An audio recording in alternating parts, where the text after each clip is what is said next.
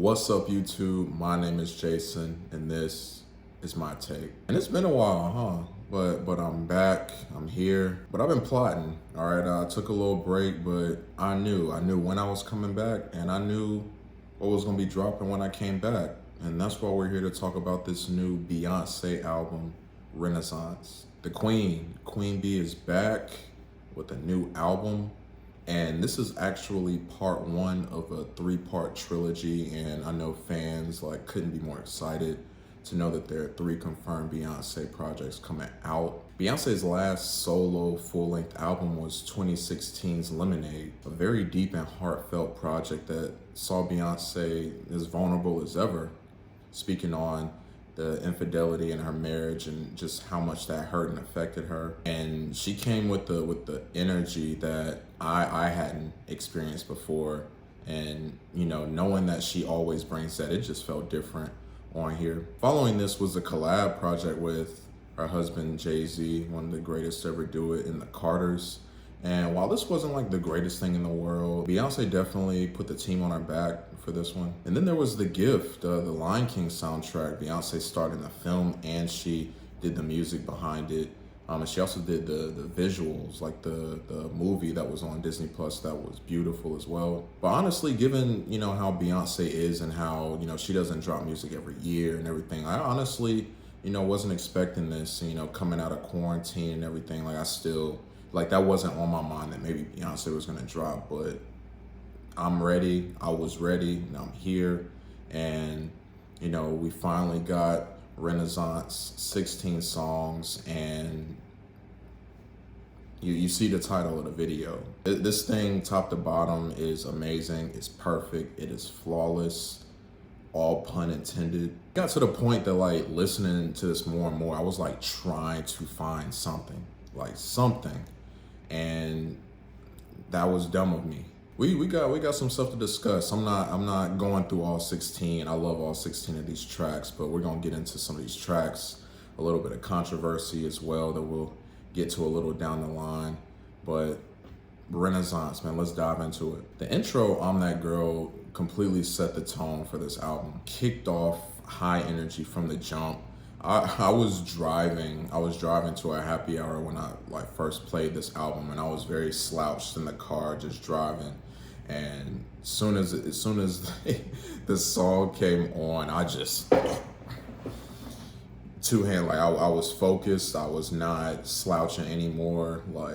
Never again will I do that to Beyoncé. The 808s were just overwhelming, but in the best possible way. And I love how Beyoncé is just bragging on herself on the song. That's all it is. And just talking about, it's not the diamonds, it's not the pearls, it's not my man, I'm that girl. It's me. It's just who I am. I love that. Cozy is such an empowering track. Love how Beyoncé is just talking about being comfortable in her body regardless of what it's been through physically, mentally, emotionally. And man, the bass line and these bouncy drums were perfect together. Cuff It had a brighter melody compared to other tracks on this album, along with very poppy drums that I enjoyed. And vocal layering on this track, when I hear this song, I just picture Beyoncé just pulling up to a party, to the club with all her girls, and they just strut in like they're on a runway, and everybody just moves out the way, just move. A big highlight on this album was just the transitions, how each song went into the other was so perfect that sometimes you thought you were hearing the same song, it was just a transition within the song, because of how the transitions were.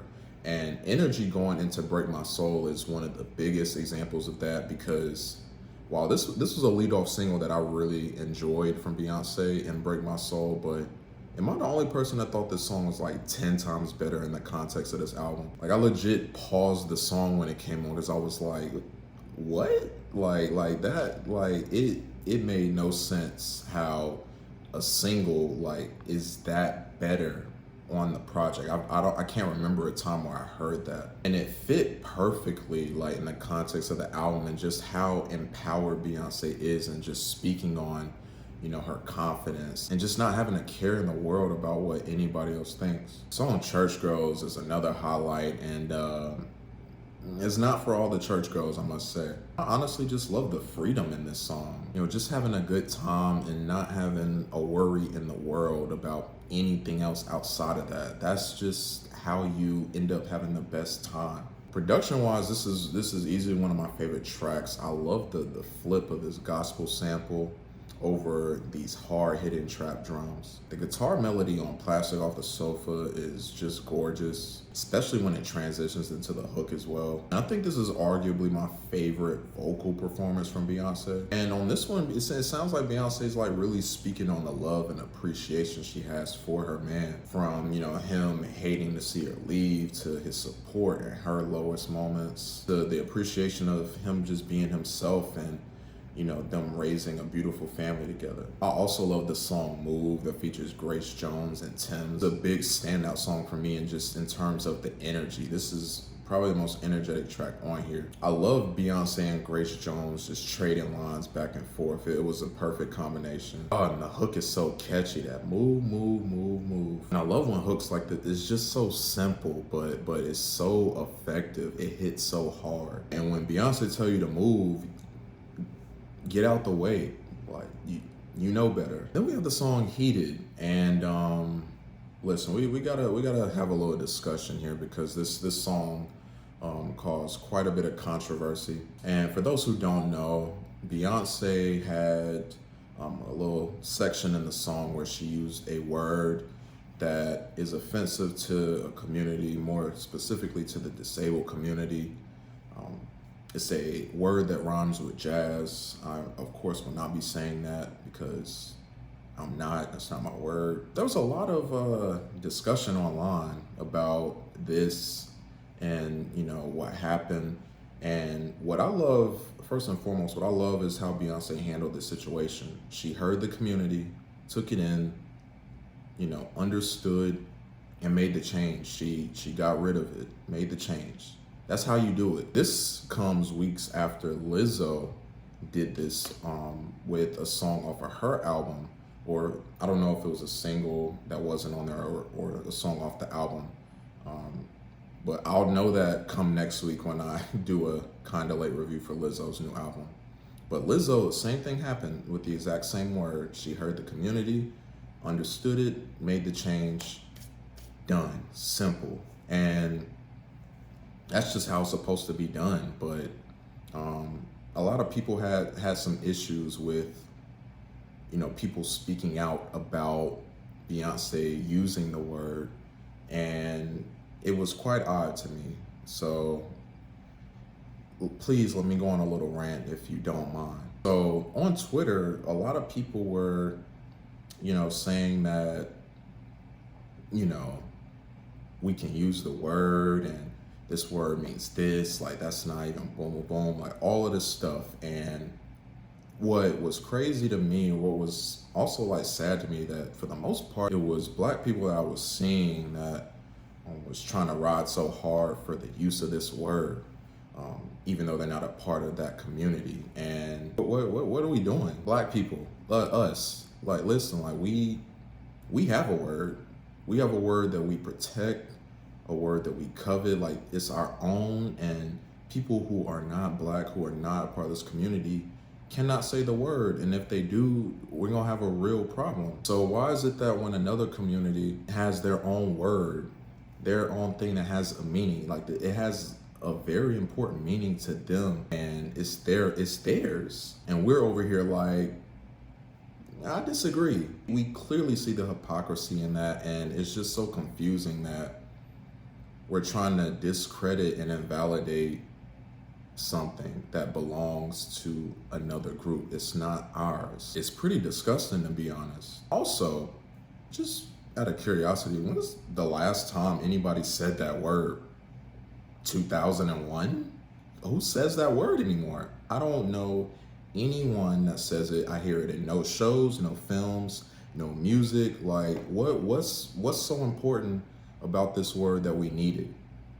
No one says it anymore because we say other things instead that aren't harmful to mean what that is. People on Twitter, on the internet, were talking about this word means, you know, hyperactivity and all this other stuff. Like, that's not what it means. And it's like, you literally just defined why it's important to them and their community for when it comes to that word. That is literally why we should be saying it. Like, and honestly, like, it goes to a deeper, and like, it goes to the point of just the ugliness and the danger of stan culture. This is stan-like behavior, what's going on here. And people, listen, you don't be that, all right? Be a fan, all right? Not a stan, all right? You're better than them. You're smarter. Let's stop this. We have things that we protect. Other people have things that they protect. Let them have it. What do we need it for? We seriously have not said this word in 30 years. Now back to the review of this amazing album by Beyoncé, Renaissance. This song, Heated, though, is so relatable at its core. A lot of times we're tested and it's so easy to just act on it and give into it angrily. But it's something about being able to like catch that, stop yourself, and cool off that is very rewarding. It's a lot of self-control in that. THIQUE is another highlight on here, and shout out to Hit Boy on the production. Definitely did his thing. Man, when Beyoncé speaks in like that lower register, oh man, I got a girlfriend, let me stop. Her racks getting thicker, cash getting thicker, the other things getting thicker. The first half of Pure Honey really had me Jersey Shore fist pumping, and that's a positive. And I love just lyrically what Beyoncé was doing here, especially at the end, right before that transition into Honey, where she says this shit cost $1 billion to look like this. Like, it's just like simple lines like that I love coming from Beyoncé, and just that confidence and that empowerment. And Pure had a great transition into Honey, and very much had more of an 80s pop vibe to it that I was all here for. And Beyoncé easily made it her own. And that 80s vibe transitioned right into the outro, Summer Renaissance. And once again, man, it's just B just talking that ish on this final track. Her just speaking on the lasting impression she'll leave on a man after getting together, and I believe every single word of it. Why wouldn't I? And when she hits that "Take You All the Way," like at the end of those verses, it was heavenly. But look, man, Beyoncé, it's the one, and this is only part one. We're getting 2 more of these. Like, I have no reason to lower expectations, even if it's not perfect like the first one. I have no doubts in what these next 2 albums will bring. B did her thing, man. This is a very high energy, amazing pop record. And from this, I can really tell that Beyoncé in quarantine and during this tough time, that she not only went through it, but found a lot out, learned a lot about herself, like found that confidence that she already had, despite, you know, the conditions of the world, because, you know, what's happened in this time has affected all of us, including her. And, you know, to see that despite all that, she came out of it like this, like, you can't help but be happy about that.